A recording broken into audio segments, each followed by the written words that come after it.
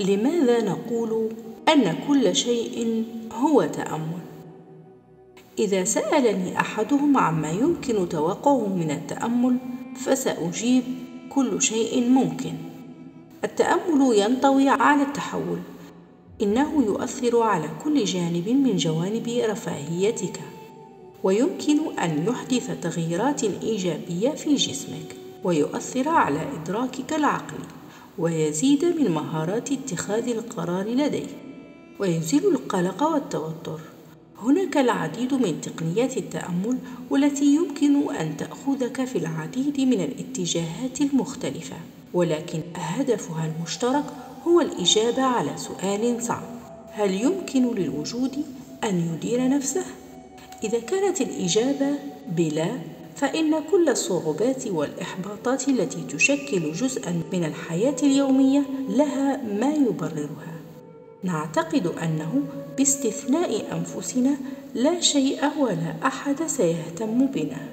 هذا هو سبب تعرضنا لمثل هذا الضغط. ولكن إذا كان الجواب بنعم، فإن حياة جديدة تنتظر الجميع. فكرة أنه يمكن تحقيقنا من خلال مجرد حقيقة الوجود، أي بمجرد وجودنا هنا والآن، تبدو غير مقبولة بل وغريبة. ومع ذلك لا يوجد شيء مميز في جسمك. بطبيعتها تعمل خلايا جسمك دون عناء، وبالمثل فإن أنسجتك وأعضاءك مستقلة بشكل طبيعي. في المتوسط على مدى العمر ينبض القلب مليار مرة، وهو احتمال يربك العقل، لا سيما بالنظر إلى أن القلب هو آلة يجب أن تضخ الدم باستمرار دون مجال للخطأ. لا يمكن تشغيل أي كمبيوتر، ولا يمكن لأي طائرة أن تقلع مليار مرة دون المخاطرة أو حتى التأكد من حدوث عطل ميكانيكي. ولكن في شبكة الحياة فإن القلب، بشرط أن يكون في صحة جيدة، يقوم بعمله دون بذل أي جهد. في المتوسط ينبض قلبنا ما بين 60 و100 مرة في الدقيقة، وهو أمر رائع عندما تفكر فيه حقا. لكن انظر الآن إلى حالة الذبابة التي ينبض قلبها 1000 مرة في الدقيقة، أو الطائر الطنان الذي يمكن أن يصل قلبه إلى 1250 نبضة في الدقيقة. والمدهش أن قلوبهم لا تزال تعمل دون عناء. القلب إذا كان غير عادي ليس استثناء بأي حال من الأحوال. في الفرد السليم يظل مجموع الأعضاء المكون من الجلد والقلب والرئتين والكبد والدماغ وما إلى ذلك في حالة توازن وانسجام مرة أخرى دون أي جهد. ومع ذلك فمن النادر في أنشطتنا اليومية أن نكون أنفسنا في وئام طبيعي، سواء داخليا أو في علاقاتنا مع الآخرين. الحروب والعنف المنزلي لها نفس الأصل. التنافر مخاوفنا هي أيضا أحد أعراض التنافر والاكتئاب. إذا حدث يمكن أن يزيل كل الإرادة للمضي قدما. الاعتقاد بأن الوجود يعرف نفسه يبدو سخيفا، ومع ذلك يمكننا تجربة الاتزان في بعض الأحيان أو على مدى فترة أطول، مما يمكن أن يخلق الانسجام بين الجسد والعقل والروح. تشير لحظات السلام هذه إلى أنه يمكن تحقيق شيء أكثر ديمومة. هذا هو السبب في أن التأمل رحلة وليست مجرد استراحة ولحظة هدوء في جدولنا اليومي. إذا كان بإمكان المرء أن يتعايش مع معرفة أن الوجود يمكنه حقا إدارة نفسه على مستوى الفرد، فيمكن إضافة عنصر جديد جذريا إلى الحياة الحديثة. يمكننا أن نعيش في عالم لا يوجد فيه عدو داخلي مثل الخوف أو الغضب، مما يهيج العقل ويهرب من سيطرتنا. لن يتم دفع الذكريات المؤلمة والمشاعر غير المقبولة بعد الآن إلى فترات الاستراحة السرية للعقل اللاواعي. حالة نوم افتراضية تؤدي إلى رتابة ذهنية وقصور ذاتي. إذا كنت تعتقد أننا لا نعيش في حالة نوم افتراضية، فما عليك سوى إلقاء نظرة على الوجوه الخالية من التعبيرات للأشخاص الملتصقون بهواتفهم الذكية، أو في القطار أو في المطار. عندما نخرج من سباتنا تكون الحياة نشطة وواعية تماما، ويختفي الأعداء الذين غالبا ما يكونون نتاج اللاوعي لدينا. إن التأمل فريد من نوعه تماما. يؤدي التأمل إلى تحول شخصي بمجرد الشروع في هذه المغامرة. الخطوة الأولى هي إدراك أن الوعي بشكل أو بآخر موجود دائما. الطبيعة الحقيقية للعقل ليس الفكر، بل الوعي في خلفية كل ما تفعله. ينبض قلبك باستمرار في خلفية كل ما تفكر فيه، فإن الوعي يراقب باستمرار. في كلتا الحالتين نعتبر ذلك أمرا مفروغا منه، لكن هذا لا ينتقص من غموضهم وقوتهم. قد يؤدي قضاء مهنة كاملة في إجراء أبحاث في أمراض القلب إلى تقريب العالم خطوة واحدة فقط من فهم التعقيدات الخفية لخلية قلب واحدة، ثم اكتشاف مؤخرا لدهشة الجميع أن القلب يحتوي على 12 مستقبلا للتذوق من نفس النوع الموجود بشكل شائع في الفم.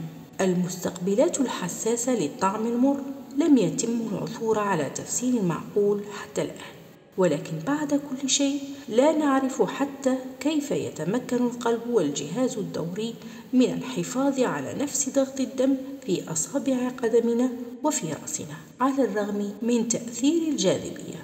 منذ آلاف السنين بذلت محاولات لكشف أسرار العقل البشري، ومع ذلك لا يوجد إجماع على تفسير الوعي والقدرة على إدراك الذات والعالم من حولنا.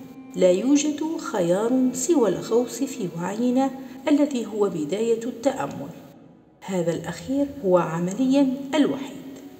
المشروع البشري لاستكشاف العقل في غياب الفكر كل شيء آخر، سواء في الفلسفة أو علم النفس أو أي مجال آخر من مجالات الدراسة يتعامل مع الأفكار، لكن الوعي يسبق الفكر. لكن في الحياة الحديثة قلبنا الأشياء رأسا على عقب لدرجة أن حياة كل شخص مبنية على النشاط العقلي. عندما لا يكون لدينا أي فكرة عن مصدر الأفكار، من المؤكد أن الدماغ يلعب دورا في هذه العملية، لكنه لا يحمل مفتاح التفسير بأكمله. على الرغم من أننا أحرزنا تقدما كبيرا في فهم 1.5 كيلوغرام من الكتلة الرمادية التي تحتويها جمجمتنا، إلا أنه لا يوجد مؤشر في الخلية العصبية على أنها تعالج الأفكار والمشاعر والأحاسيس. هناك حالات طبية لا تصدق تكون فيها القشرة الدماغية للفرد، أي الطبقة النونية خارج الدماغ المسؤولة عن الفكر، مضغوطة بشكل جذري بسبب الضغط الذي يمارسه سائل النخاع منذ الطفولة المبكرة. ومع ذلك فقد نشأ الشخص دون أي علامات مرئية لنفسه أو للآخرين على خلل في النشاط العقلي.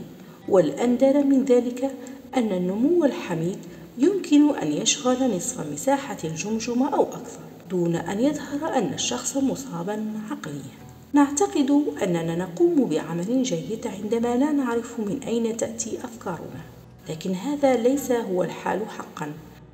خلال جلسة تيد تولك الرائعة التي أجريت في أبريل 2019، أشار الفيزيائي الإسرائيلي البريطاني ديفيد دويتش إلى أنه على مدار التاريخ كان الكون دائما يعتبر منطقة حرب. في المجتمعات القديمة كان هناك حديث عن حرب بين الخير والشر، والتي أصبحت داخلة في شكل اشتهاء الخير والشر الذي يتصادم في داخلنا. اليوم تخلى العلم عن أساطير الماضي هذه، لكنه أبقى على فكرة الحرب ومعارضة النظام والفوضى. إذا كان هذا التشبيه يبدو مجردا، فإنه يصبح إنسانيا عندما نتحدث عن الأزمة الحالية المرتبطة بتغير المناخ. حيث يتعارض منظورين: الأرض العقيمة ومنظور الكوكب المستدام. لكن هذه ليست سوى نماذج عقلية استمرت لفترة طويلة وفقا للفيزيائي، لدرجة أننا ضحايا رتابة كونية. على الرغم من وجوده، فإن العلم جزء من امتداد العهد القديم الذي يقال فيه لا يوجد شيء جديد تحت الشمس. ما الحل الذي يمكن أن نجد؟ وفقا لديفيد دويش، البشر هم الوحيدون القادرون على جلب الجديد إلى الوجود، وهو ما نقوم به من خلال تجديد وتعميق فهمنا للأشياء. لذلك عندما نصبح واعيين كذلك يفعل الكون. ومع ذلك وفقا للفيزياء فإن المنبه قد دق بالفعل بعد مليارات السنين من الرتابة. من الجرأة للغاية القول بأن البشر يمكنهم إيقاظ الكون، ولكن لدينا هنا فيزيائي، أي شخص يدير المعادلات الرياضية بشكل أساسي ويضع الوعي في صميم العملية الإبداعية. هذا استمرار لفكرة شهيرة طرحها في الخمسينيات عالم الفيزياء الأمريكي الشهير جون أرشيبالد ويلر، الذي كان أول من تسلح لأننا نعيش في عالم تشاركي. بعبارة أخرى، كل ما نعتبره حقيقيا من الخارج يعتمد على معتقداتنا الداخلية وتصوراتنا وملاحظاتنا وتفسيراتنا وتوقعاتنا. وبغض النظر عن الآثار الكونية لهذا الرأي، فإن البشر يخلقون بلا شك حقيقة فردية، ما تخلقه من مادة. الوعي الخام فريد من نوعه، لذلك من المنطقي استكشاف طرق عمل الوعي. هناك قواعد ومبادئ يجب أن تكون معروفة، والآثار المترتبة عليها حاسمة في حياتنا كلها. يتجاوز الوعي حواجز العقل والجسد، المادة والروح. إن الوعي خلاق، بمجرد أن يخلق شيئا ما فإن الوعي يحافظ عليه. يستدعي الطاقة للعمل والوعي الديناميكي للتغيير. الوعي كامل في الوجود، وكل شيء مطبوع عليه بالتساوي على جميع المستويات. الطبيعة جزء من الكون. يساهم الوعي المتناغم في أدنى جانب في اللوحة الجدارية الكونية. يساهم الوعي بتناغم في اللوحة الجدارية الكونية العظيمة. تبدو هذه المبادئ مجردة، لكنها تحكم كل ما تفكر به وتقوله وتفعله دون علمك.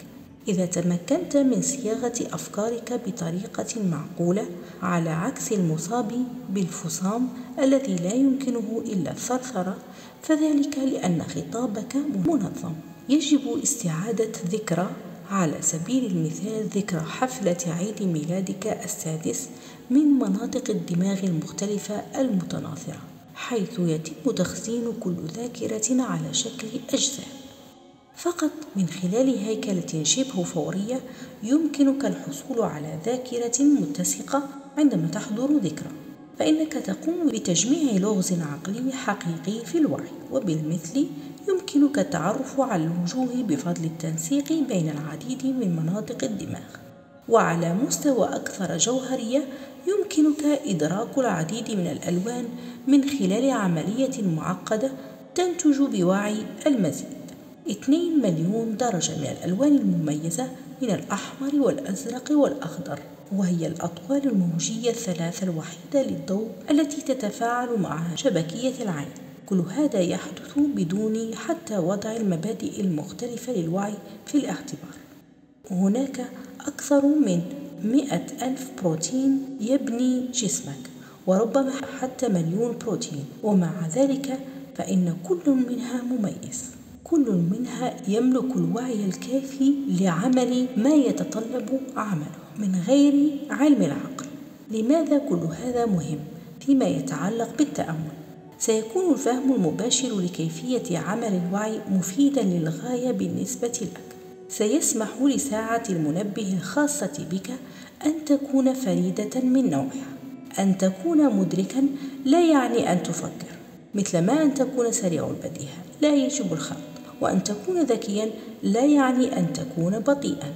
الاستيقاظ هو معرفة كيفية عمل الوعي ثم تطبيق مبادئه لا توجد معرفة أخرى قابلة للمقارنة وأكثر قيمة.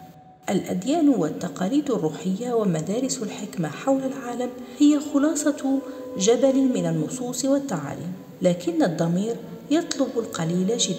الإدراك هو حالة بسيطة، طفل عمره يوم واحد ينظر حوله دون أن يفهم أي شيء، ومع ذلك فهو واعٍ، على الرغم من أنه لا يزال يجهل كل شيء عن حياته، إلا أن المولود الجديد مستعد لفهم كل ما سيحدث له.